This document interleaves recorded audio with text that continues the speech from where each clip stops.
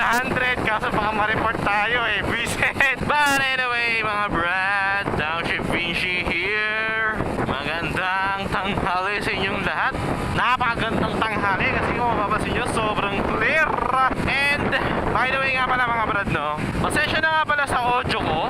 Kasi sa totoo lang nakakabwisit talaga. Gusto ko na talaga mag-downgrade sa Hero 4. Kasi itong Hero 5 ko, pangin ang audio. Nakatatlong ano na ako mga brad, tatlong microphone, pero wala talagang matino akong nakukuhang microphone. Kaya yun nga, ang plano ko sana downgrade na sa Hero 4. Kasi sa Hero 4 kung napapansin nyo, diba, ang ganda ng audio ng Hero 4 eh. Tapos napaka simple lang, unlike na itong Hero 5 to Hero 7, kailangan pa ng dedicated na microphone adapter. Sa Hero 4 kasi plug and play na lang yung yung mga microphone eh. Yan, katulad ng kay Casey. Yung microphone niya nasa magkano lang yun, nasa 100 plus lang yata yun. Kaya yun nga, bala ko sana mag-downgrade, bumili ng Hero 4 para gumanda-ganda naman audio na itong GoPro ko. Nakakainis eh, tunog lata, tapos may mga pumuputok, minsan ayaw pa mag-record, di ba? Ewan. But yun nga mga brad, no, itong vlog na to is about sa business. Kailangan natin kumayod. Kailangan kong kumayod ngayon mga brad, gawa ng di ko na pwede talaga asahan yung yung YouTube lang eh. Kailangan rin magkaroon ako ng extra income, kumbaga. Ang problema nga lang, itong motor na gamit ko ngayon, hindi siya nasa 100 plus or 100% condition. Kasi yung rear brake ko ngayon mga brad, wala. Literally wala. Kapag nag-a-apply ako ng rear brake, may sumisingaw sa brake hose ko. Kahit anong apply ko ng rear, muntik na. But yun nga, kahit anong klaseng apply ko ng rear brake mga brad, walang mangyayari. Hindi kakapit yung rear brake ko. Kaya puro front brake lang ako ngayon. Kaya syempre, doble ingat kasi sa totoo lang, napakalaking tulong ng rear brake eh. Kapag nagbumabiyahe ka. Kailangan ko lang bumiyahe ngayon kasi kailangan ko ang kumita. Kaya kahit mainit, biyahe pa rin. Kumita ka lang ng pera. Kumayod ng kumayod. Pwede nyo isipin, di ba? Bakit di na ako nagkotse? Ang problema kasi sa kotse, malakas ang gas. Comfortable nga. Kaso, ang lakas naman sa gas. Like yung 500 pesos ko, dito sa Raider 150 Fi ko, makakauwi na ako ng Bicol eh. Pero sa kotse, yung 500 pesos na yun, hanggang 100 plus kilometers lang. And I think kasi hindi siya talaga recommended sa gagawin kong to. Kasi ano lang naman to, bibili lang naman ako ng helmet, tapos ibebenta ko. Kukuha lang ako sa supplier ko ng helmet mga brad. Kasi yun ang ka namin ngayon eh. Reseller kami. Reseller kami ng Spyder and Bentya. Kaya kung mga may interested kayo bumili ng Spyder helmets, or may kilala ko yung gusto kumuha ng Spyder helmets, pwede kayo mag-PM sa amin. Just sa description box yung Facebook page namin. And then sa papalag, plano ko na rin gumawa ng dedicated page para sa ganyan, sa pagbibusiness. Kasi yung nangyayari sa Facebook page ko, halo-halo. May mga nagtatanong kung saan nakakabili nito, may mga nagtatanong about sa motor, may mga nagtatanong sa mga binibenta. So halo-halo na nga. Ang hirap ng i-manage. Kaya ngayon, ang bala ko, gumawa na lang ng separate na account or page account for selling. Kaya yan, check nyo na lang dyan mga brad kung upload na ba or naka-up na ba yung page na yan. Dyan nyo na lang kami PM in regards sa pag-inquire ng mga binibenta namin. And by the way, shoutout nga pala sa mga napagbentahan namin ng ng helmets, especially yung Neo series. Grabe. Maraming salamat sa inyo sa pagbili. Shoutout din dun dito sa Phoenix Kawit, yung mga staff nila. Thank you po sa pagsuporta. Pasensya na po kung wala pang sticker, pero dadaanan ko na lang kayo ng sticker. Ayun, ganoon mga brad. Kasi wala pa naman masyadong ganap tong vlog na to. Bahala na ako ng mga sunod ko na vlog kasi hindi ko talaga alam kung ano mga mangyayari ngayon. Okay? Yeah.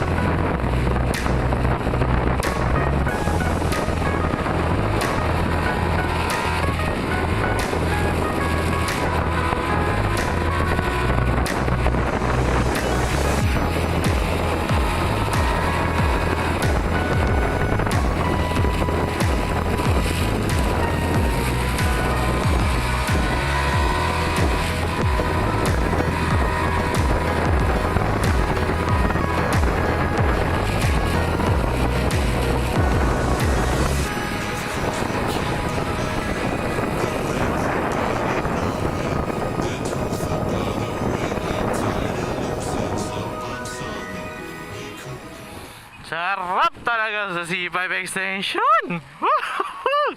Kinikilig ako.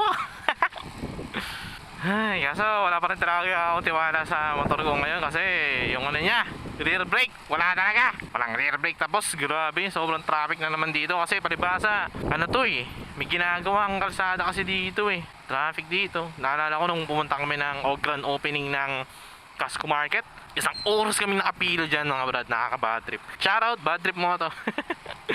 Ay, but eto nga mga brad, wala, no choice kundi makapag-filter. Buti na lang din, di ako nagkotse. Kasi panigurado, mababatrip lang ako. Shoutout ulit, battery mo to.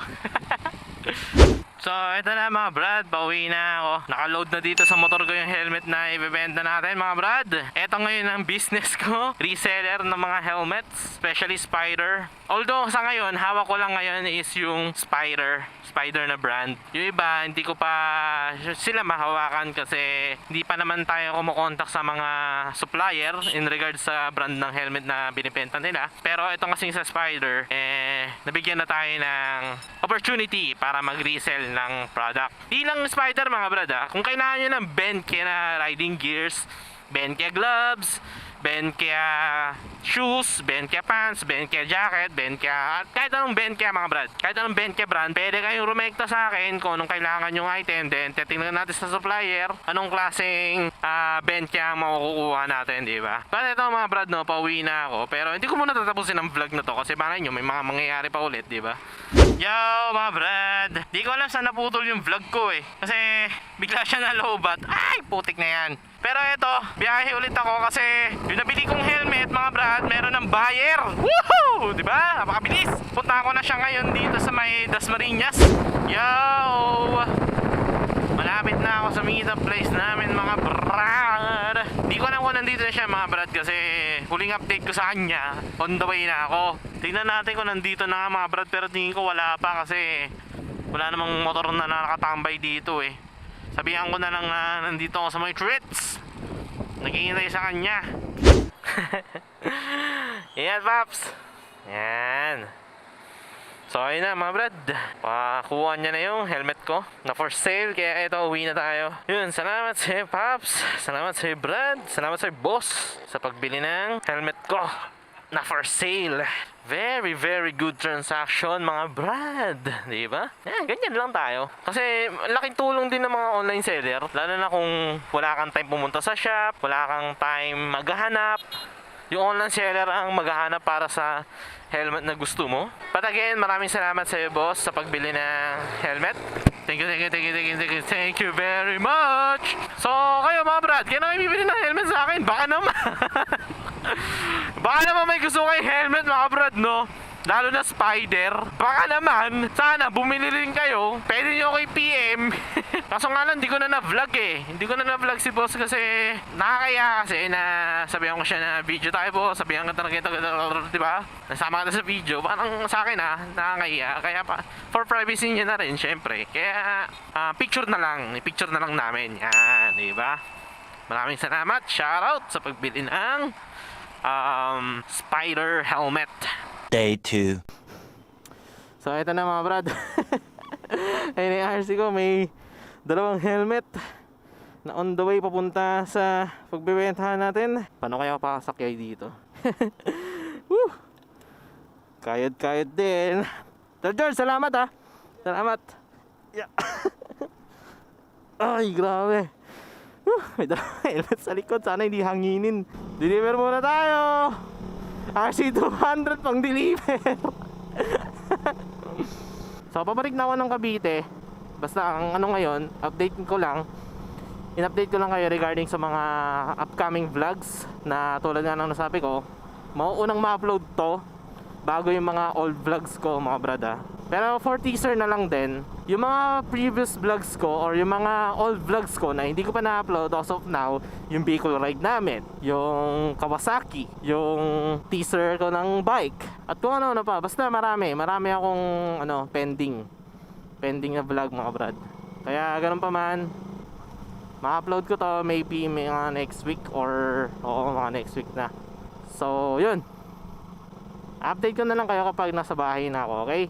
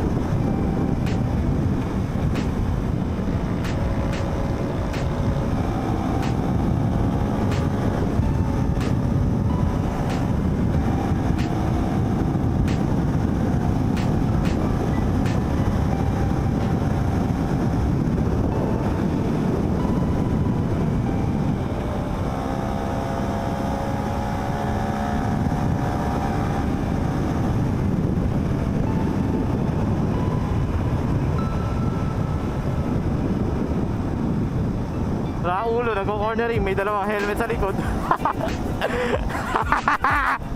Baliw ka na naman, Vinci! Mamaya, pag nabagsak yan, nga ka!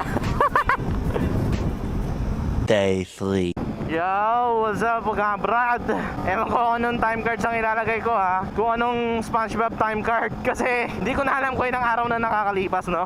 After ng huling benta ko ng helmet. Pero shoutout sa mga bumili ng mga binibenta kong helmet. Shoutout sa inyo mga brad. Maraming salamat. And then ito lastly, ito na yung huling stock ng helmet na ibibenta ko mga brad. Although meron pa namang iba pa na helmet ako mabibibenta. Pero yun nga lang, hindi na siya Joker. And limited edition lang kasi yung Joker na yan mga brad. Kaya ang bilis mabenta, ang bilis maubos. Yung iba wala nang makuhanan. Meron man kaso konti lang.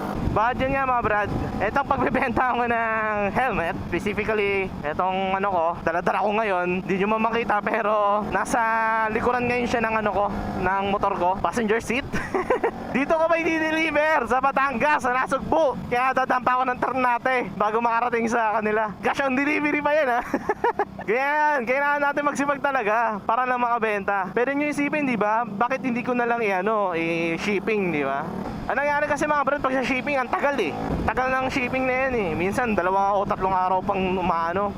Meron pa nga akong pinadala via shipping sa LBC pa yun ha. Biruin nyo, Quezon City lang mga brad ha. Mula Cavite to Quezon City. Ang tagal ma-deliver. Unlike nung may isa pa akong pinadala sa Nueva Vizcaya, the next day lang dumating na. Nakakainis lang kasi nakakaya eh. Nag-promise ako ng ganitong araw or ganito madadala na agad. Pero wala, hindi naman nangyari. So napaiya ako, parang ganun. Kaya eto, ako na mismo magde-deliver. And technically kasi magre-review ako ng ECU. Hindi niyo pa napapanood yung vlog ko regarding sa ECU, andyan sa description box. Kaya papunta ako ngayon sa Ternate, Cavite kasi dun lang merong wala masyadong dumadaan. Kasi testing ko sana yung top speed na ito. And lastly, gusto ko na lang din pasalamatan si Rides Norman kasi kasama ko siya ngayon eh. Yan, salamat kay Rides Norman sa pagsama sa akin. Maraming salamat sa iyo, Brad. Ikaw yung pinaka-leader talaga ng kampon, kaya ikaw yung kinuha akong leader eh. But yun nga mga Brad, update ko na lang kayo kapag nasa na kami, Ternate, Cavite, okay? Yo! Eto na, bundok na ng Ternate. Bilis ng pacing namin, putek. Usually kapag galing Petron na mga 30 minutes ang biyahe. Pero etong si Norman na Spear, wala pa 30 minutes eh. Nasana na agad kami, dito na agad kami sa Ternate. Namiss ko tong lugar na to, grabe. Para ako naka-grab eh, no? Grab, Lala Move, tsaka kung ano pa, courier. Basta yan package ko, mamaya malaglag eh. Malaglag na yung package ko, Norman, baka naman. Package ko, Norman, bibenta ko pa to. Tiyan mo ko Brad, kasama kaibigan. Saglit lang, wait lang. Yung may space dito sa gilid naman, lagyan mo ng space sa gilid. Kita gilid. Kasama motor, kita gilid. So dito na kami sa kaibigang tunnel. Pa-picture na ako kay Norman kasi pang thumbnail ko. So direkta na kami na Nasugbu na ito mga brad. Mula dito sa tunnel hanggang Nasugbu, mga 30 minutes pa ulit. And 7:46 na ng umaga. Bale, kahit late. Usapa ko sila sa 8 eh. Pero okay na yan, kaya Norman yan. Dito na kami mga brad, no? Dito na kami sa Nasugbu, bayan ng Nasugbu. Ang main place namin ni Chef Carlito dito sa may McDonald's. Pagod. Grabe ang init ng panahon, no? Walang kahangin-hangin, grabe na yan. Ito na, kita ko na yung McDonald's. 500 meters, McDonald's. Sama kasi namin alas 8, 8:17 na. Late na eh, visit eh. Message ko lang Brad. Message ko lang. So yun nga mga brad, dito na kami sa may McDo. PPM ko lang si Idol Chef na nandito na kami. Grabe init. Ibang klaseng init ngayon. So yun na mga brad, pabalik na kami ng Ternate. Maraming salamat ulit kay Chef Carlito sa pagbili ng helmet. So yes mga brad, no, paulit-ulit ko na sasabihin sa inyo, nagbebenta ako ng helmet. Diyan ngayon ako kumikita. Yan ngayon ang pinagkakabalahan ko. Kaya kung kailangan nyo ng Spyder helmet, Bente riding gears, PM nyo lang ako mga brad. Just the description box yung link ng page ko. And baka nga gumawa na rin ako ng sariling page for pagbenta lang. Purpose lang is pagbenta. But ganun pa man mga brad, as of this date, wala na akong Joker na helmet, Joker design na Phoenix or Shift 3. Wala na mga brad, kasi sold out na siya. Kasi limited lang yan eh, yung Neo Series. Kaya kung magkakaroon ulit ng Neo Series tapos Joker design, mag-upload na lang ako sa Facebook page ko mga brad, kung available. But ganun pa man no, maraming salamat ulit sa mga nag-order, sa mga bumili, sa mga at kung ano-ano pa. Thank you very much sa inyo mga brad, mga brege, mga moms. Maraming salamat po. And lastly, gusto ko na rin magpasalamat kay Rides Norman, kasi sinamahan niya ako dito sa Ternate Cavite. Kasi hindi biro ang biyahe na to kung tutusin, na tipong mabiyahe ka lang sa Ternate para magbenta lang ng helmet, di ba? Pero kailangan natin yan. Kailangan natin magsipag talaga para makamit natin ang ating mga pangarap. But ganoon na lang siguro mga brad no. Maraming salamat sa lahat ng nanood, sa mga bumili, kay Rides Norman, sa lahat. Maraming salamat po. Pahintayin na lang ng sunod ko na vlog. Ang dami kong pending na vlogs na hanggang ngayon hindi ko pa rin na-edit, nasisimulan ma-edit. Ba't ganun pa man? Maraming salamat sa pag-note, sa pag-like, sa pag-share, maraming salamat sa pag-comment. Pahintayin na lang ng sunod ko na vlog na ang daming pa niya, panigurado. But still, you all know the drill. Ride safe. Peace out.